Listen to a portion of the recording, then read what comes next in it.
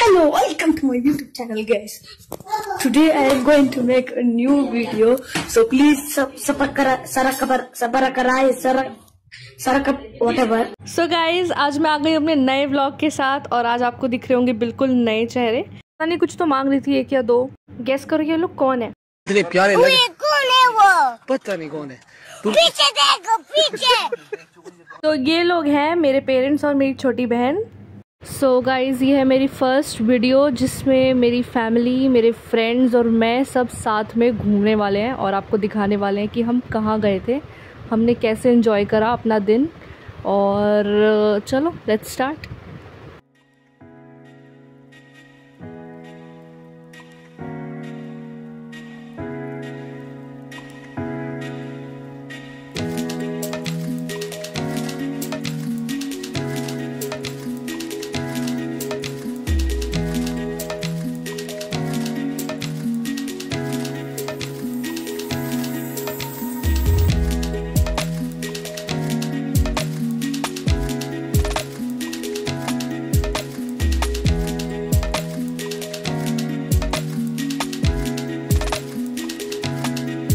तो गाइज़, हम फाइनली अपनी डेस्टिनेशन पे पहुंच गए थे और हमारी डेस्टिनेशन थी टपकेश्वर मंदिर। और सारे देहरादून वाले तो जानते ही होंगे टपकेश्वर मंदिर को, लेकिन ये मेरी बनारस की ऑडियंस के लिए है। टपकेश्वर मंदिर वहाँ देहरादून का बहुत फेमस मंदिर है। जैसे बनारस में विश्वनाथ टेम्पल है, वैसे ही वहाँ पे टपकेश्वर मंदिर है, शिव जी का मंदिर है। लेकिन वहाँ पे और भी बहुत सारे मंदिर हैं अंदर, जैसे वैष्णो माता का मंदिर है, दुर्गा जी का मंदिर है, बहुत सारे भगवान का मंदिर है अंदर। और आप जब भी देहरादून आए टपकेश्वर मंदिर ज़रूर विज़िट करें, वहाँ का मस्त गो वाली जगह है वहाँ पे।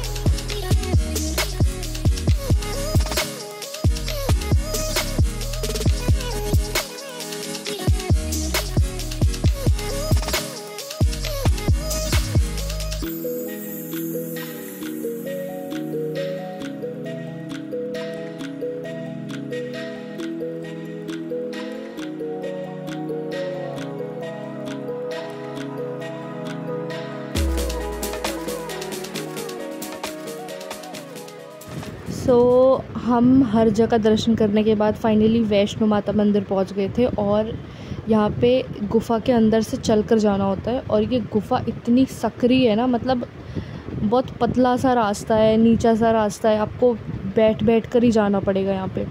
इनकी हाइट बहुत ज़्यादा है, वो तो पता नहीं कैसे जाएंगे, पर अंदर इतने सारे लोग एक साथ होते हैं ना कि आपको सफोकेशन फ़ील होगी। लेकिन जब फैमिली होती है तो थोड़ा कम होता है, आराम से चले जाते हैं। और मैंने अपने वीडियो का बजट थोड़ा सा बढ़ाया है। मेरे पास इस वीडियो में दो कैमरा पर्सन है, एक है मानसी और एक है मेरी बहन, माय यंगर सिबलिंग। तो मेरे पास पहली बार कैमरा पर्सन्स हैं, मेरे अलावा कोई और भी शूट कर रहा है वीडियो को। सो गाइज़, मैंने 10 रुपये की बजट बढ़ाई थी। मैंने दोनों को 10-10 रुपये दिए थे।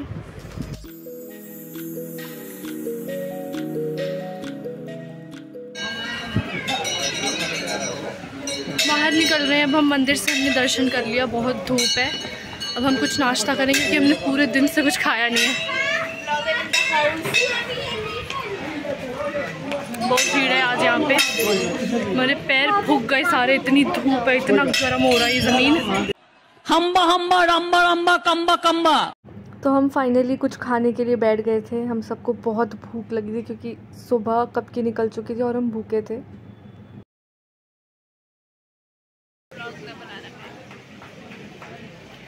ये मेरे दोस्त हैं और ये मेरे पेरेंट्स के साथ घूमने आए हैं।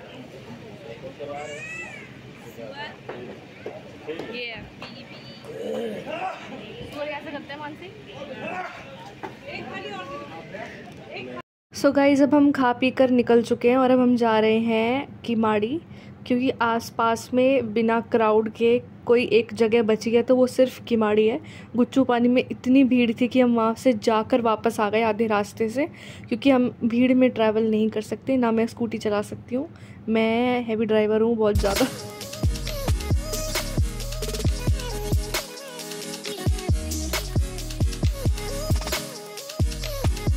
सो गाइस, रास्ता देखकर तो आप लोगों को समझ में आ ही गया होगा कि हम जा रहे हैं किमाड़ी। और मैं तो कई बार गई हूँ, पर मेरी फैमिली कभी नहीं गई है। इसके पहले भी ये लोग देहरादून आए हैं मुझे कॉलेज छोड़ने के लिए, लेकिन तब भी कहीं घूमने नहीं गए थे एज सच। तो इस बार मैंने सोचा अब लास्ट है मेरा भी, तो मैं घुमा देती हूँ इन लोगों को। तो मैं इनको किमाड़ी लेकर आ गई थी और बहुत धूप हो रही थी उस टाइम पे, लेकिन जब हम शाम को निकल रहे थे तब मौसम अच्छा हो गया था।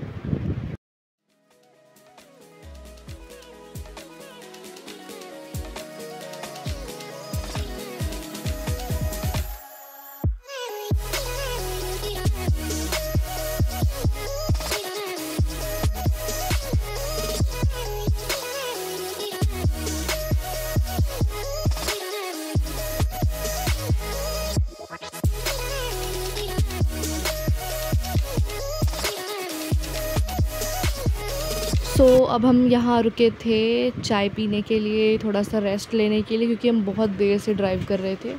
और ये हमारा डिसीजन था कि हम ड्राइव करके ही जाएंगे, क्योंकि जब पहाड़ों वाली जगह पे आए हैं और ड्राइव नहीं करा, एक्सपीरियंस नहीं करा, तो क्या एक्सपीरियंस था फिर वो।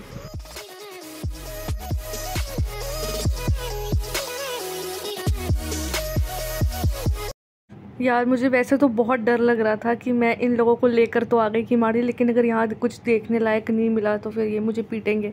पर मुझे ये सुंदर सा व्यू दिख गया, बिल्कुल अच्छा सा, तो मुझे लगा कि नहीं यार बच जाऊँगी, पिटूँगी नहीं। और उस दिन पहाड़ों में मतलब जंगल में आग भी लग गई थी और धुआं सा हो रहा था बिल्कुल।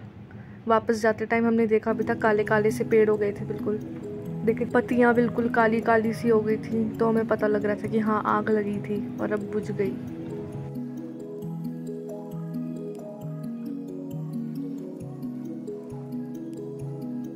रास्ते में 2-3 फॉल पड़ते हैं, वहाँ रुके थे। कहीं पानी नहीं मिलता, सारी रात पानी के लिए परेशान। नहीं था, सिर्फ एक जगह मिला, वो भी किमाड़ी फॉल पे, वो भी इतना पतला, बिल्कुल पतली धार आ रही थी पानी की।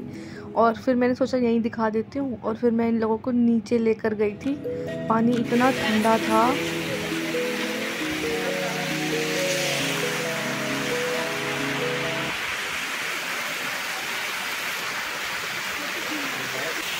गाइस हम किमाड़ी फॉल में हैं और हम इतने सारे लोगों के साथ आए हैं, मानसी, मनोज, डैडी और मम्मी और नेहा।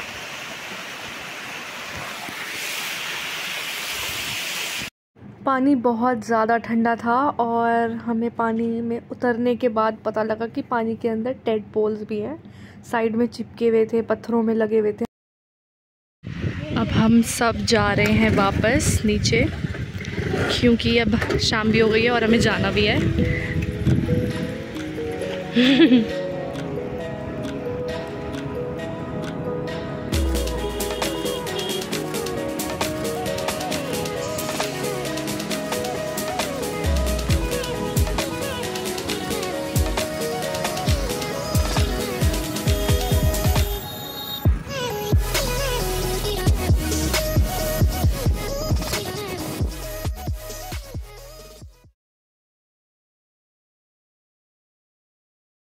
गाइस हम फाइनली नीचे उतर आए थे। आपको रास्ता देखकर समझ में आ रहा होगा, हम बल्लूपुर की साइड जा रहे हैं। हम बहुत ज़्यादा थक चुके थे इस टाइम पे और हमें बहुत ज़्यादा भूख लग गई थी, तो हम यहाँ पे रुककर पास्ता खा रहे थे। हम इतने थक चुके हैं अभी इस टाइम कि हमारे शरीर में थोड़ी भी शक्ति नहीं है। मतलब बाल भी ठीक नहीं करा मैंने निकलने से पहले। अभी हम टपकेश्वर से आए थे, फिर हम बालाजी धाम गए थे। बालाजी धाम गए थे, फिर वहाँ से हम अपने होटल वापस आए और फिर हमने अपनी स्कूटी वगैरह जो रेंट पे ली थी वो हमने वापस कर ली। और अभी थोड़ा सा रेस्ट करके हमें भूख लग रही है। अभी टाइम हो रहा है 9:30, हमें भूख लग रही है, तो हम अब जा रहे हैं कहीं कुछ खाने। कल हमने जहाँ खाया था वो आज बंद है, तो आज हम देखते हैं कहाँ खाएंगे नई जगह, क्योंकि भूख बहुत तेज़ लग रही है हमें। फिर सो जाएंगे। हम जाएंगे पलटन बाज़ार का ब्लॉग आ रहा है guys. So this is day 2 of being in Dehradun and इधर उधर रोमिंग। तो आज हम जा रहे हैं घंटाघर पलटन मार्केट और वहाँ से मुझे अपने पेरेंट्स को शॉपिंग करानी है कुछ। सो देखते हैं क्या होता है। Stay tuned.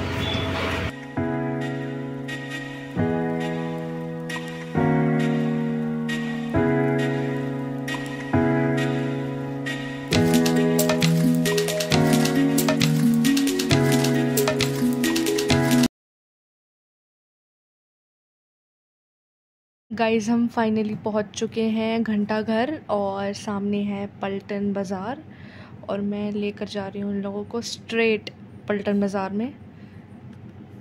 इन लोगों के लिए बहुत नया था ये कि वाओ पलटन बाज़ार जा रहे हैं, पर मेरे लिए ऐसा था कि यार यहाँ कुछ नहीं मिलता, मुझे कभी कुछ नहीं मिला। मतलब जैसे दूसरी जगहों पे दिखाते हैं कि दिल्ली में सरोजनी मार्केट है, वहाँ चीज़ें बहुत सस्ती मिलती हैं, बहुत अच्छा मार्केट है, वैसा नहीं है, यहाँ पे सब महंगा है। गाइज़ हम पलटन आ चुके हैं, हमारी फ़ौज है ये शॉपिंग करने आई है और हम देखेंगे यहाँ पे कपड़े, टी शर्ट है यहाँ पे देखो। लेट्स सी हम क्या लेते हैं।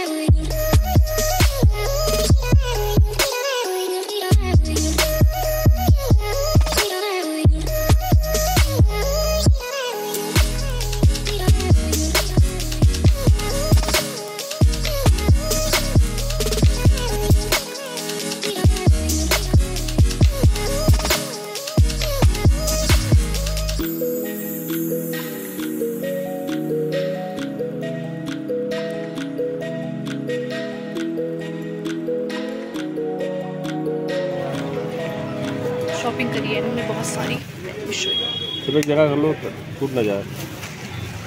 क्या बटान दो, इतना सारा कुछ ले लिया है।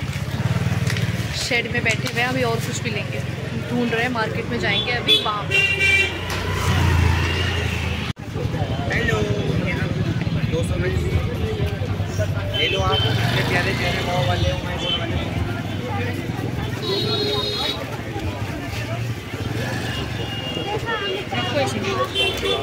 तो हमारी शॉपिंग कंप्लीट हो गई, खर्च हो गए हमारे पैसे और हम भी धूप में।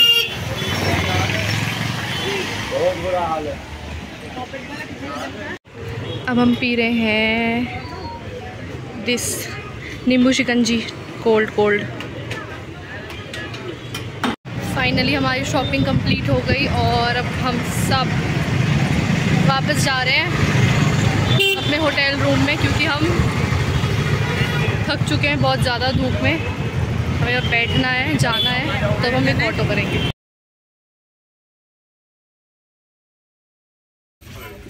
गाइस आफ्टर ऑल रोना धोना हम फाइनली ट्रेन में पहुंच गए। हम जिस हालत में यहाँ पहुँचे हैं वो सिर्फ हम ही एक्सप्लेन कर सकते हैं, क्योंकि इतनी तेज़ दौड़ कर हम चले हैं। हमारी ट्रेन छूटने वाली थी, लास्ट मोमेंट पे हमारी सीट थी M1 में और हम चढ़ गए, सॉरी हमारी सीट थी M4 में और हम चढ़ गए M1 में, क्योंकि हम सारा सामान लेकर, और हमारे पास सामान बहुत ज़्यादा है, 9 या 10 बैग थे हमारे, और हमें समझ में नहीं आ रहा था कि हम पहुंच पाएंगे या नहीं, क्योंकि रास्ते में इतनी ट्रैफिक। और जैसे मूवीज़ में होता है ना कि जब कोई काम करना होता है और वो नहीं हो रहा होता तो और होता जाता है कि नहीं होगा, वैसे ही हमें कैब नहीं मिली 2 बारी, फिर हमें जो ऑटो मिली वो भी ई-रिक्शा मिली बैटरी वाली, उस पर सामान लोड करने के बाद वो 30 की स्पीड पे चल रहा था, उससे ऊपर गया नहीं, और रास्ते में इतना ट्रैफिक मिल रहा था हमें। और उसके बाद फिर हमारे साथ क्या हुआ था, रास्ते में हमें लोगों ने रोक लिया बीच रोड पे कि चंदा दो, पहले पर्ची कटवाओ। हमने चिल्लाया बहुत तेज़, हमें जाने दो, हमें ट्रेन लेट हो रही है, ट्रेन है हमारी। फिर हम वहाँ से निकले, फिर रास्ते में ट्रैफिक मिला, और उसके बाद फिर मेरे 2 फ्रेंड्स थे, मनोज और मानसी, आपने प्रीवियस व्लॉग में देखा ही होगा, उन लोगों ने हमारी हेल्प करी, और जो ऑटो वाले भैया थे उन्होंने हमारी हेल्प करी। फिर हम सारा सामान लेकर दौड़ कर जितनी जितनी भी शक्ति थी हमारी बॉडी में सब लगा कर हम कैसे कैसे ट्रेन में चढ़े। M1 से M4 तक भी घसीट कर बैग लेकर आए। जैसे ही ट्रेन में पैर रखा है ना, ट्रेन चल रही थी। मेरे फ्रेंड्स रो रहे थे, मैं भी रो रही थी, सब इमोशनल हो गए थे क्योंकि मैं जा रही थी। और इस तरीके का सी ऑफ तो बहुत ज़्यादा इमोशनल होता है कि जब किसी को ट्रेन में बिठा दो और उसके बाद फिर बाय बोलो उसको, तब तो रोना आ ही जाता है जब पता हो कि मिलने का कुछ सेट नहीं है कि कब मिलेंगे। तो मेरे घर वाले मेरा मुंह देख रहे हैं। भूख लगी तो कुछ खा लो। बहुत हेक्टिक डे था, हमें लगा था कि ये बेस्ट डे है हमारा। उसको भी दिखा दो। और मेरी बहन थोड़ी सी भंगन लग रही है। गाइस मेरी बहन की हालत बहुत ख़राब हो गई है। इसने अभी कुरकुरे मोमोज लपेटे हैं 2-2 और इसको गैस बन रही है। खाना खाने जा रहे हैं। ये पहलवान से हमने पैक करा लिया था। ये बटर थोड़ा सा स्पिल हो गया है मेरे से, और ये चटनी है, अब खाएंगे। सब अपनी अपनी पोजीशन पे हैं।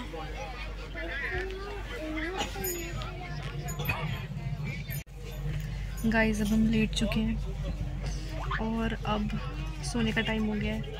सब अपनी अपनी जगह पे जा चुके हैं और अब हम सोएंगे।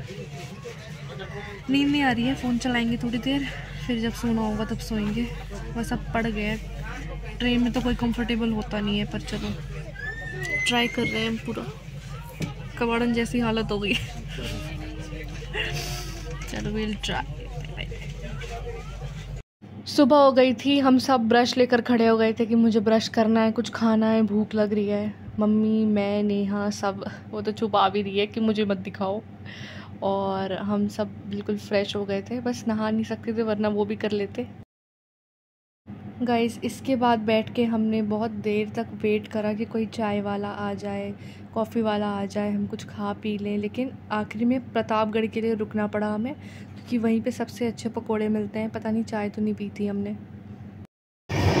बिना नहाए धोए अब हम वेट कर रहे हैं प्रतापगढ़ का, क्योंकि वहाँ पे मिलता है टेस्टी समोसा एंड पकोड़े।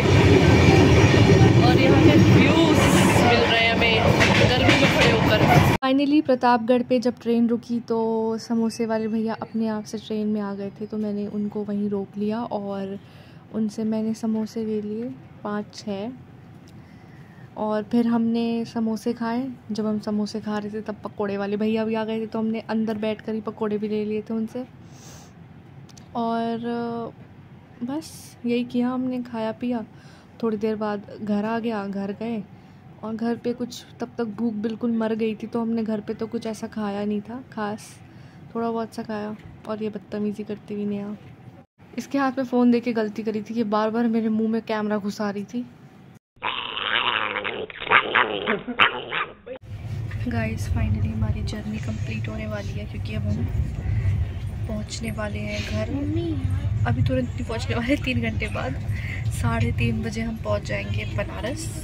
और अभी हम थोड़ी देर लेट जाएंगे, फ़ोन चला लेंगे या मूवी देख लेंगे, कुछ भी कर लेंगे, टाइम निकल जाएगा जब तक। और मैं आपसे मिलूँगी अब वाराणसी स्टेशन पे।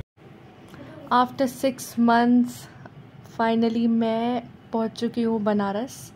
और खुशी भी थी घर पहुंचने की, थोड़ा दुख भी था देहरादून को छोड़ने का, क्योंकि बहुत सुंदर जगह है। वहाँ से आप अगर वहाँ रह लोगे और 3 साल अगर रह लोगे तो आपको वो जगह छोड़कर आने का मन नहीं करेगा, क्योंकि इतनी अच्छी जगह है ना यार। वो वहाँ नेचर से इतना कनेक्टेड रहोगे आप, बाकी जगहों पे आपको वो चीज़ नहीं मिलेगी। यहाँ बहुत रश रहता है। Bye bye goodies.